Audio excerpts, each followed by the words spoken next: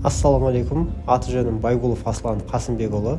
Күрес түрлері бойынша олимпиадалық даярлау орталығында 2022 жылдан бастап жұмыс жасап келе жатырмын. 2025 жылы біз биыл 5 оқу-жаттығу жиынын өткіздік. Бір оқу-жаттығу жиынын Ресей құрама командасымен бірігіп өткіздік, және 2 халықаралық турнирға қатыстық, және Азия чемпионаты, әлем чемпионатына қатыстық. Биылғы нәтиже жақсы деп айтсақ та болады, өйткені Азия чемпионатында біз 1 алтын, 2 күміс, 2 қола медаль жеңіп алдық, және жалпы командалық есепте 3-ші орынға ие болдық. Әлем чемпионатында 1 алтын, 1 күміс, және 3 қола медаль жеңіп алдық. Жалпы командалық есепте 2-ші орын алдық. Биылғы нәтижеміз осындай. 2026 жылы бұйыртса бұдан да үлкен жетістікке жетуге тырысамыз.